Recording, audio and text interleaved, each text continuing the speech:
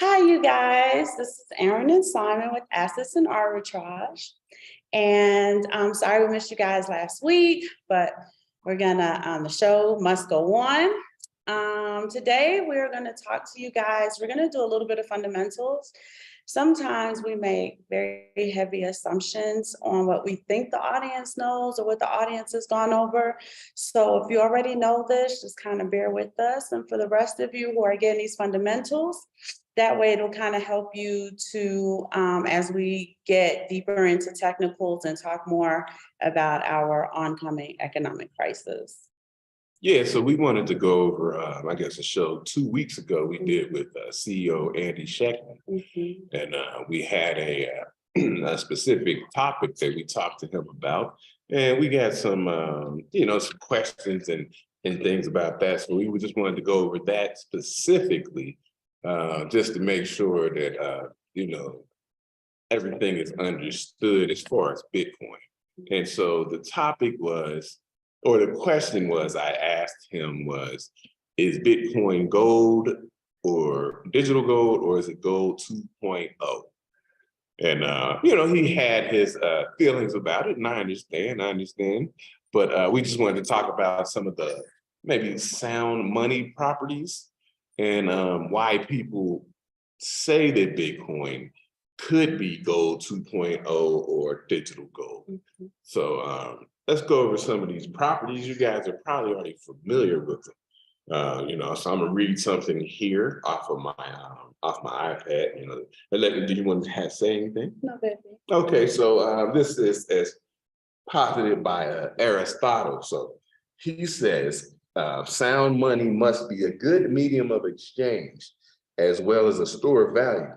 Assets such as oil or land, which once weren't considered to be good forms of money due to poor physical or liquidity constituents. So I understand that. And so that's from Aristotle from a time back.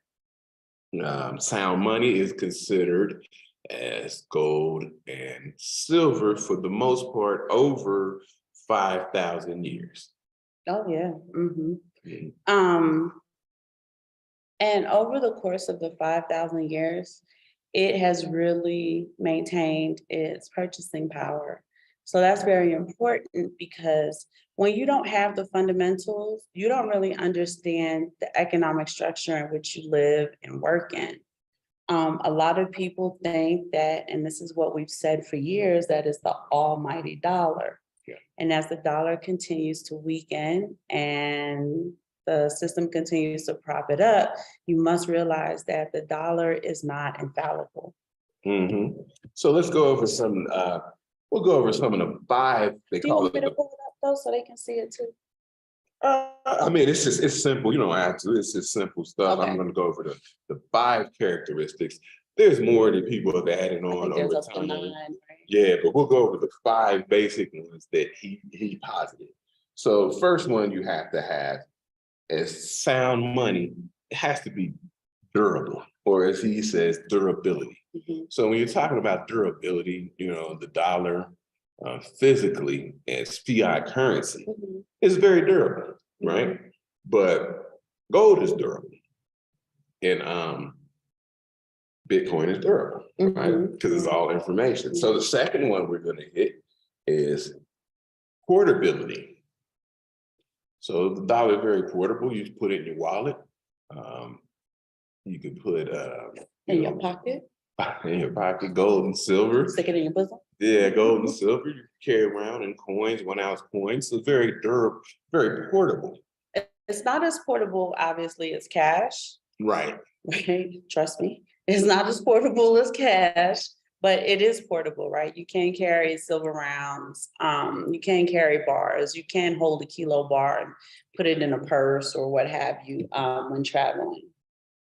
But Bitcoin, you can have $100 million in Bitcoin and it just sits on the ledger, or it's on your phone, it's on your iPad, and it can travel anywhere around the world and nobody knows. Okay, and so the third one, they want to go into this divisibility. So is it divisible? So, gold is because of the price of gold, it's not as divisible as you would see with fiat currency and silver or Bitcoin.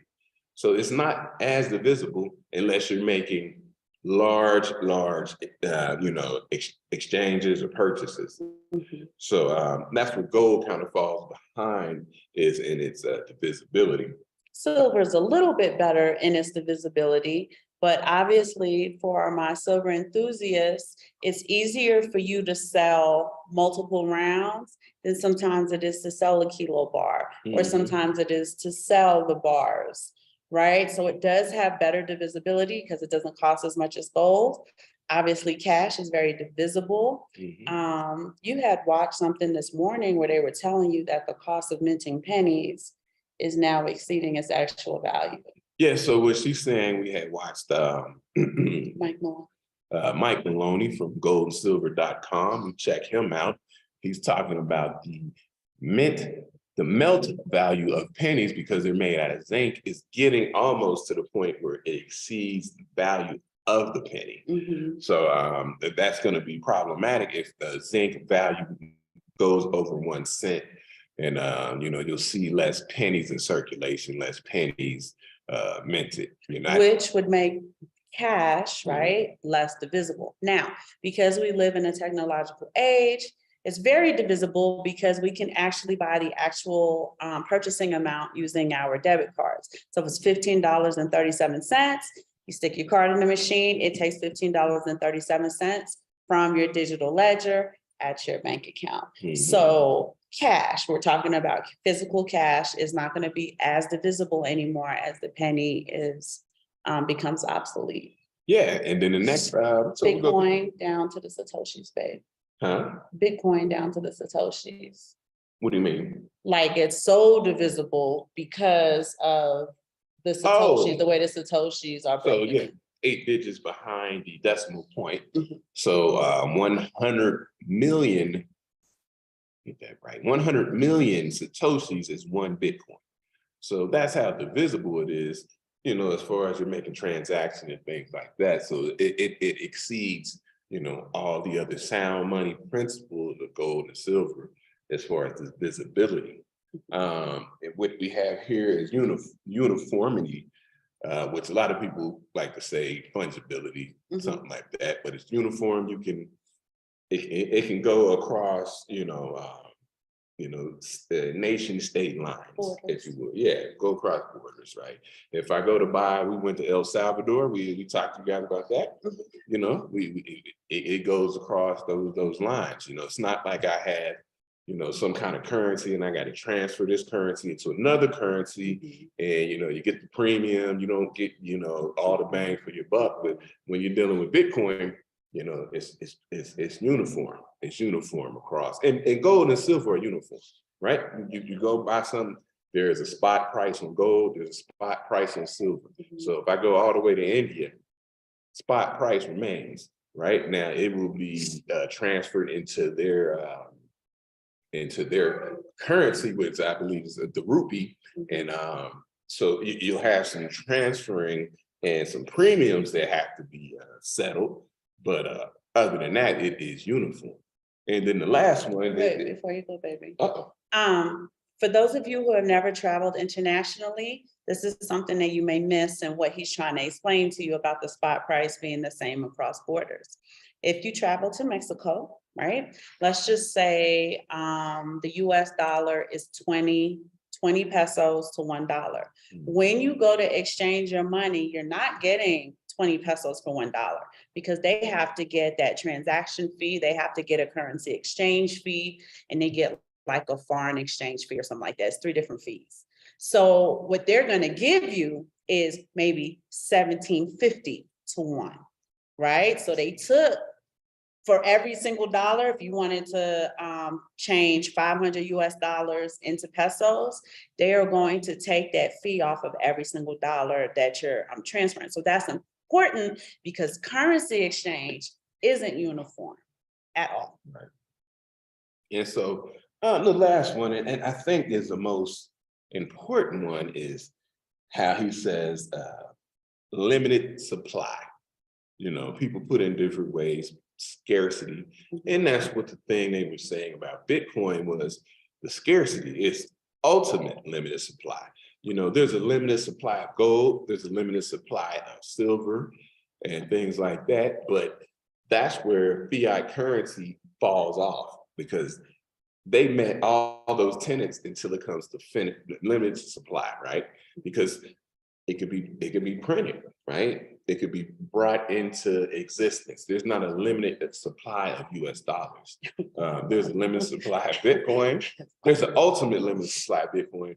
There's a limited supply of gold and there's a limited supply of silver.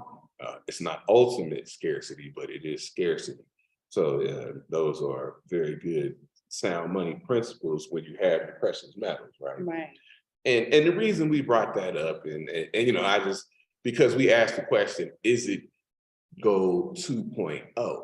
So if you guys are familiar with a gentleman named Anthony Pompliano, get his name right, and also Robert Breedlove, they bring up a situation where they're talking about gold being analog and Bitcoin being digital. And, you know, so behind that, they are saying, anytime you have something that's analog and you switch it to digital, it's always more efficient, effective, better running. And, you know, I don't know how you guys feel about that, but that's how they were framing it. So what do you think about analog to digital? Right. So when we were little kids, I don't know, I'm about to show my age. We used to have to learn time to read on an analog clock, right? You can see we've been teaching our little one how to read time on the clock, but the truth of the matter is, where is Santino gonna go to read a clock like that, right? Because everywhere we go, everything's digital, but I still want him to be able to do it. So we went from analog clock reading to, you know, looking at the digital clock on our phone, on our Apple watches, on your computers, yada, yada, yada. So that maximizes the time because the time is kept accurately at this point. Right. For the majority of our devices, especially the Apple devices, because they're trying to keep in sync with the atomic clock.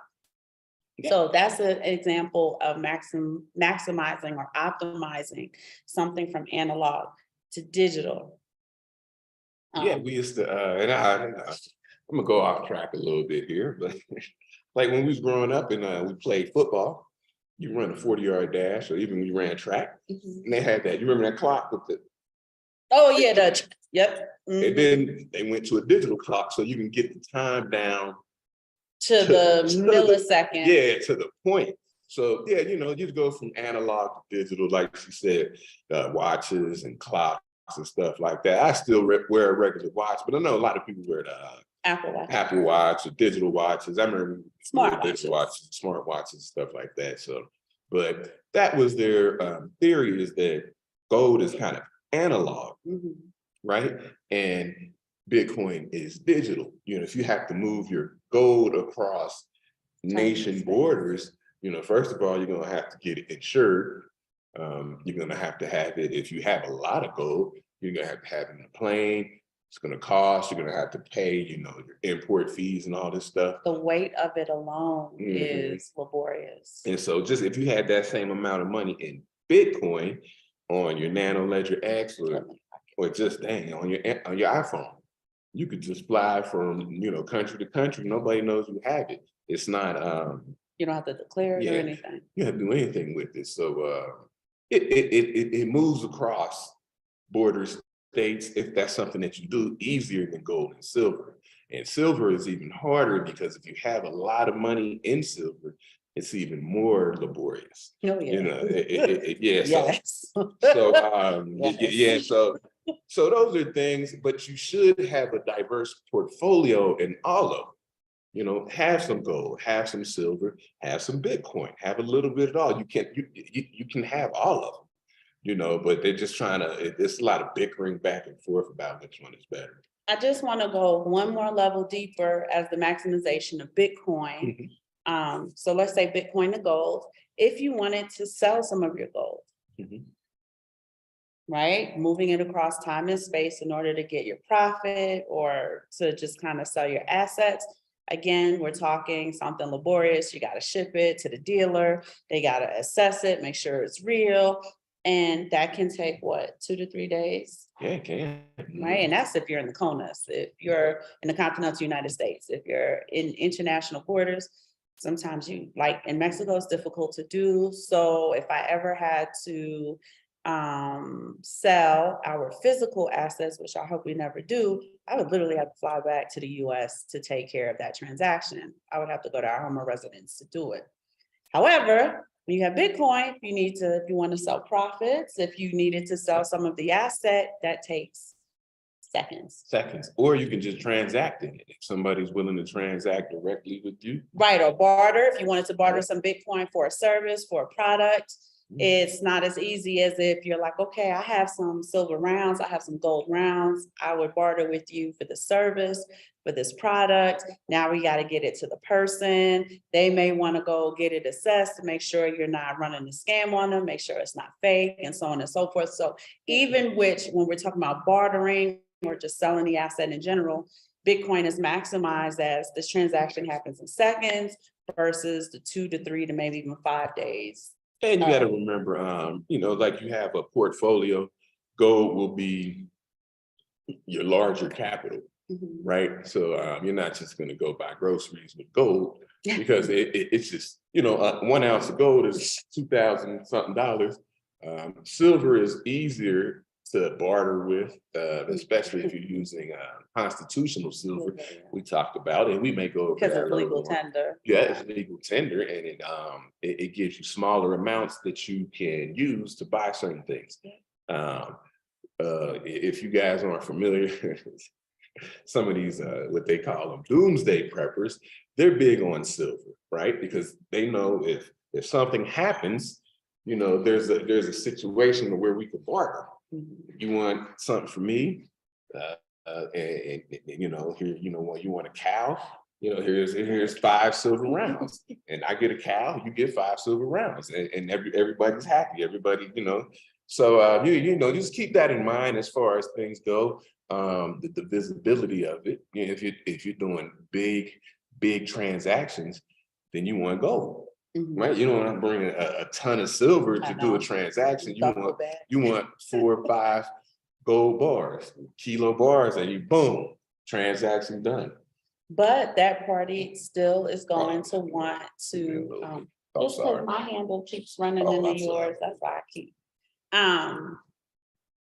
That party's still going to want to get the gold assessed to make sure that it is what we agreed upon, that when I drill into it, the inside isn't lead. Right? No, like serious, because these things happen. So in that process, we are still talking about it not being optimized for both parties. Whereas if you wanted to send some Satoshis for that cow, you're talking about 5 silver rounds, you're going to barely get a newborn calf with it. But from my wallet to your wallet, and that's the end of that. Boom, boom, back. Yeah. So. Yeah, and it's just about being prepared and having a diverse portfolio. There's some optimization on the different things, but one's not better than the other, right? It's just, hey, if this is for you, then you have it digital. You can have it right here in your ledger. Or this is the utility for this scenario, right? Because you may run into a scenario where the person does want physical silver. They do want physical gold. They don't want Bitcoin. Or this person say, I would prefer cash because I don't have a card reader for you to stick your card in and buy this product or buy this service. We run into that a lot here. It's 2023 and half the stuff in our town, I be heavy with the cash to get stuff done for us as a family. And that's especially when it comes to our food products. So not ideal for us, right? But that's just the scenarios. We always have to keep cash on the sidelines for the things that we have to do. In addition to our Bitcoin, in addition to our precious metals, we also have paper silver. So like if I have something very important that needs to be done, if we have to do something kind of big for the business, if we have to replace devices or something like that, I go to hubby and say, hey, the iPads are getting out of date. They're not updating like they used to. It's time for us to get an iPad Pro. He can go ahead and very quickly sell off the paper silver, get what we need to get deposited, and we have our device. Yeah. So that's a way to kind of maximize or digitize your precious metals, right? You can have both physical and we talk about ATMEX being the physical side of the house and one gold being the paper side of the house, where you can buy the paper gold kind of like I call it like a high savings checking account in a sense. Yeah, and there's utility to everything she's talking about. You need utility across as you have your assets and stuff like that. You need utility. The physical silver it's going to take a lot longer to liquidate. But if you have paper silver, you can liquidate that in usually 1 to 2 business days. Right. It's like your Bitcoin, but if you have your Bitcoin in a wallet somewhere, you can liquidate it, get it to your bank account, or you can just send it to somebody else if that's what they want for goods and services. So and that's especially good for people who are trying not to have high credit card usage, right? Because typically in the United States, people have been programmed when you have an emergency purchase or a high dollar purchase, what do? You put it on your credit card. Depending on what your credit looks like, you may have 0% interest, you may have 35% interest. more like So, if you wanted to avoid the credit cycle or the credit carousel is what I like to call it, that's a great way to have something on the sidelines for your large purchases, your emergency purchases. When I say an emergency, keep in mind it does take like 2 business days. I don't know how urgent or emergent your situation is, but if it's something that's like, within a week, it's a very easy transaction to tap into. And I'm going to say one more thing. I'm just putting out there good game for you guys. When you have Bitcoin, gold, and or silver, any precious metals, it happens.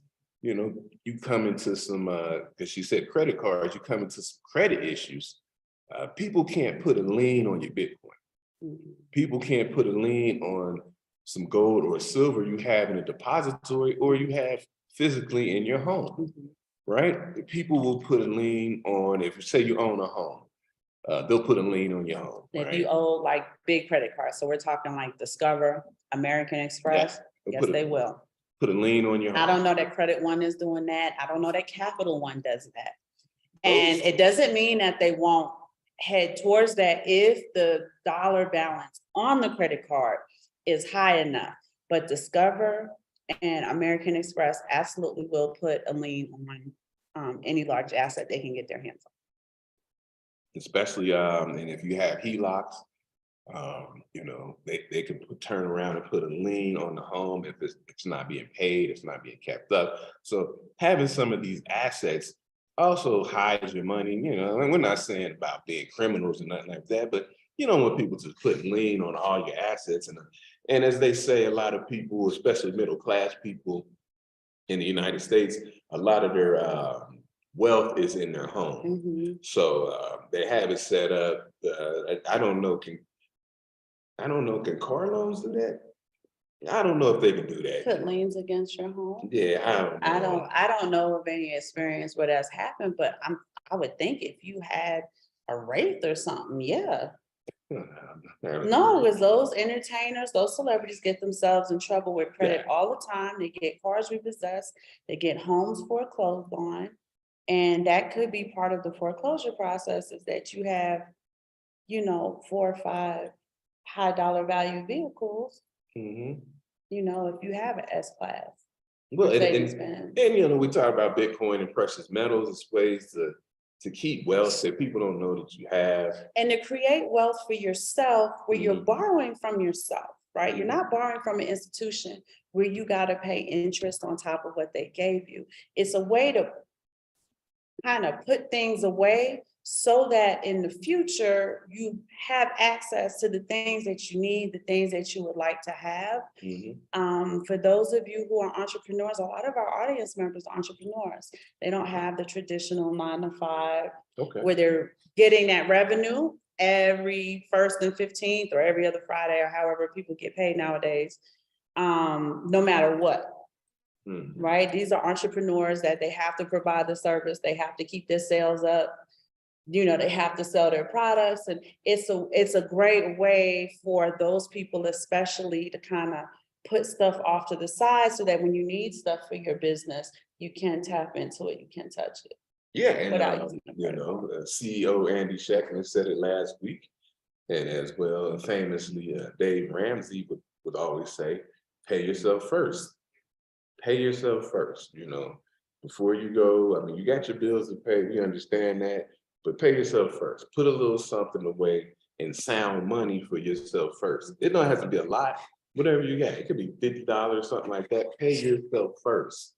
And then, take care of your bills and stuff like that. But, that's always been something that they've been talking about for years and years. You want to pay yourself first, pay your family first, and then take care of what you got to take care of. So one of the reasons why we do the fundamentals for the show is because we've noticed that people, especially in our peer group, have a tendency to do things the way they've always been done. Right? It's a way for when fear sets in, people are scared to think about a different way to do things. And they typically, I think that's just human nature, thank you, to do things the way it's always been done. The problem is we don't live the way we've always lived, right? This is a time, especially this type of economic crisis is one that history hasn't really seen yet. So you want to start doing things a little bit different. You want to start thinking about how to do things slightly different because we live in a different time. So when we tell you things like having precious metals and having Bitcoin and having dollars, it sounds new and different because it is. Our parents didn't have to do that. They would rely heavily on credit cards. Yes. And we just talked about why that's not a great idea. People lose houses and so on and so forth over credit, just being overextended in multiple credit cards, overextended in credit. Also, you're making a third-party entity very wealthy. Any interest that's being paid back as you pay on your credit cards. For some people, whatever that monthly payment is on those credit cards and on that debt isn't even touching, it's barely touching the principal, much less hitting the interest. And it feels like you're just paying and paying and paying and you're not paying it down. Yeah. So you want to start thinking about different ways of, if I need to tap into a large sum of money, what is a good way for me to do it without borrowing from a third-party institution? And that's a good way to do it, especially, like I said, for contractors and entrepreneurs. Another thing is, in this economy, which is very unsure, we have to kind of think differently for our children, right? I see a lot of children getting taught how the credit system works and stuff like that. And it's great because they need to have those type of fundamentals. But we as their parents also need to kind of do different things for them as well. So I mentioned this on a few shows. When Simon and I got married, one of the things Simon really wanted to do was run the marriage kind of like a business, because in a sense, it's more disciplined and it's more streamlined when we add certain properties to the marriage. In addition, because we are military, we do still have some of our military mindset. We run the house like a business as well. So what we've been doing since the economy's been so shaky is we've been employing our children. Our 21-year-old's been applying for jobs. There's been situations where you get hired for the job and then they lay off that day. Like, you guys have been seeing the TikToks, you guys have been seeing the hiring freezes, the unsurety in the economy. Giants as big as Google have been laying off tens of thousands of people. So let's figure something different out for our children. We hire our children. They have actual job descriptions to run the home like a business. Sean would be what we call the house supervisor. He's in charge of manpower. That means he tells his little brothers what needs to be done. The little brothers, they get an allowance, paycheck, And everybody has a job to do so that Simon and I can really focus on the business aspects and the wealth generation aspect of the house. We don't have to worry with things like, does the car have gas? The car get washed? Is the kitchen clean? Have the dishes been washed, right? When I wake up in the morning and we go downstairs, the house is immaculate. Yes, we do have a maid that comes in once or twice a week, but the children really upkeep. It's a very large house and everybody has a job, including Santino.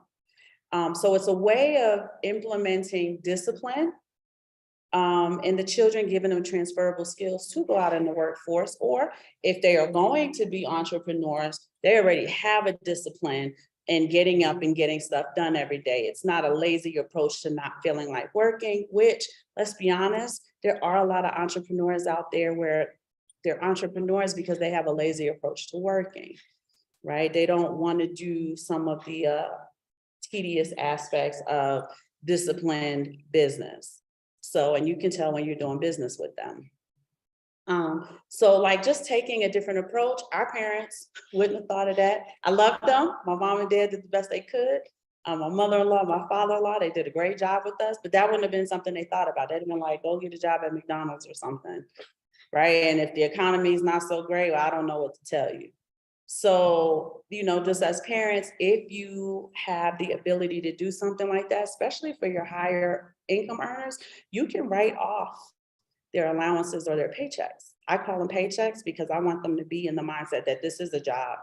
I have a very high expectation of the results that I'm expecting. So they take it more seriously, you know, when they come to us and say, okay, today's payday, I'm ready for my paycheck, so on and so forth.